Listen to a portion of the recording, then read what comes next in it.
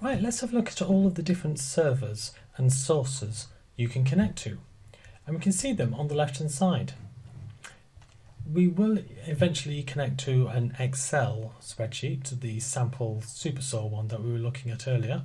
But you can also connect to text files, and you can see if I click any of these you get a dialog box so you can navigate to where you want to go. And you can see the various text files that we're talking about, tab delimited, comma delimited, and just standard text, so fixed range perhaps. We have access, so you can type in a database password if you need, so you can browse to a particular database.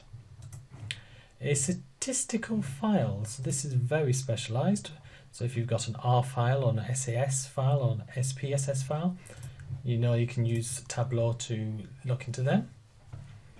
You can also connect to a Microsoft SQL server, so if you've got data in there, then you can use Windows authentication or type in a username and password.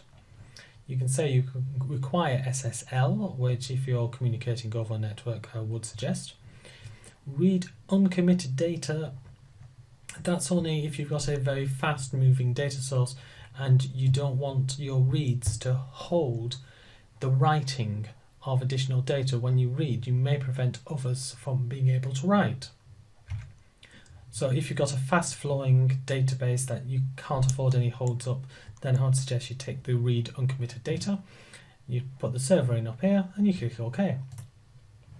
You've also got MySQL, Oracle, and various other servers as well.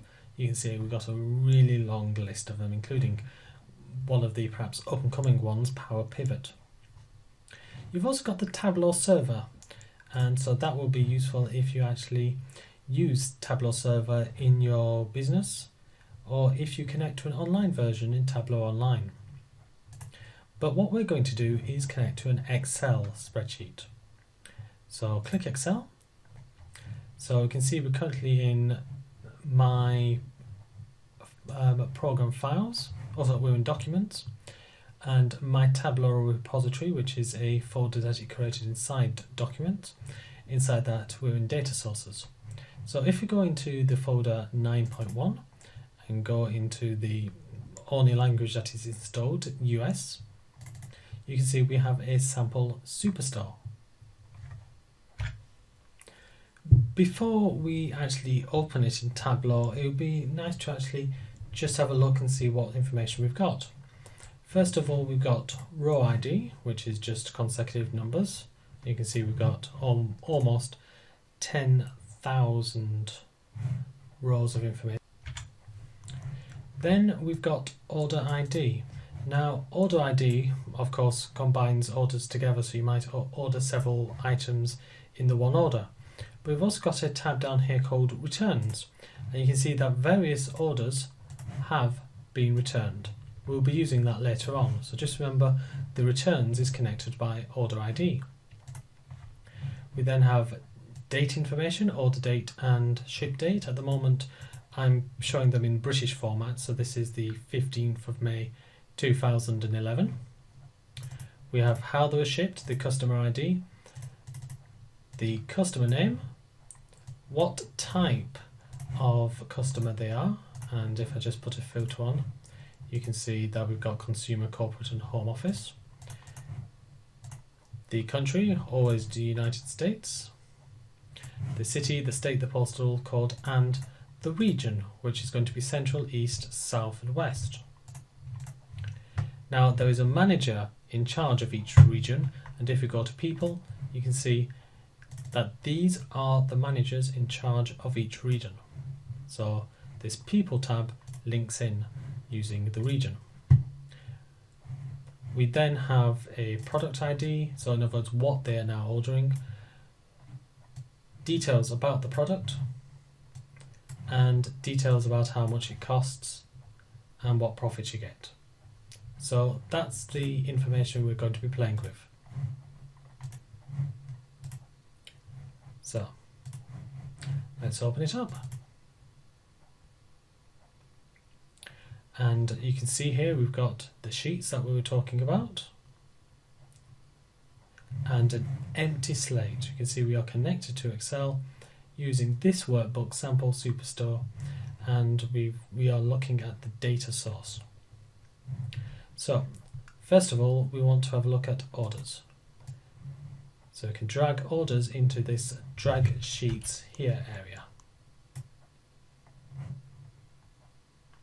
And after a little bit of time, we get the information. Now also notice underneath each heading we have a little symbol. So that identifies to the computer what sort of data it is.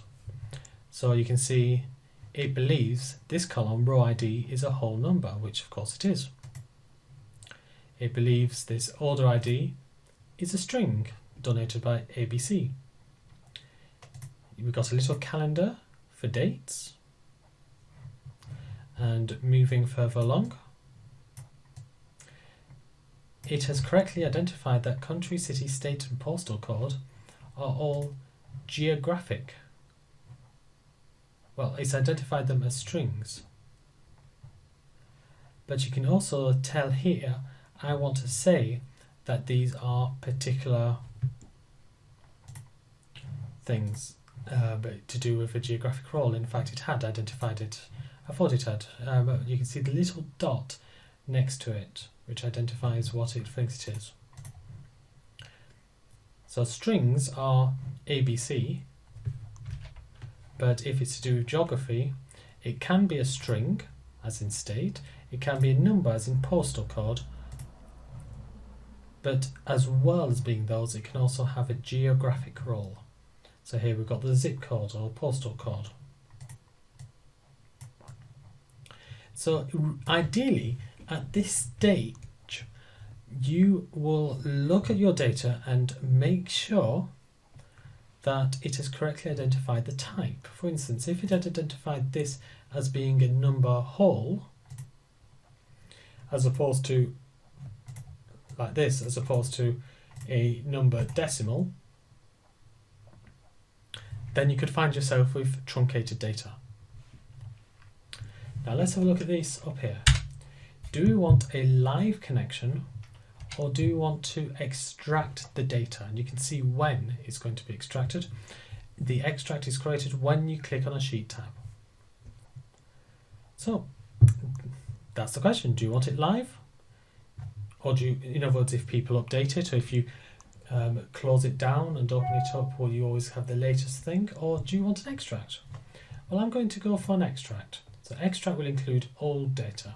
I can add a filter if I so wish. I can add a filter saying I only want those where the region is equal to east on south. And you can see that has removed certain items. You can, for instance, items 6 through 12. But I don't want that. I want all of the data. So number of filters goes down to 0. So now we've got that, we can go on to the sheet. And you can see it's now asking me to save an extract. So this is a file that Tableau uses to save the data. So I'm going to call it orders bracket sample superstore. So that's the name of the spreadsheet, so the workbook, and that's the name of the spreadsheet. So that's fine by me. So click save. So TDE Tableau data extract. And that gets us to the meat and potatoes of where we want to be, where we can actually design our reports, our analysis.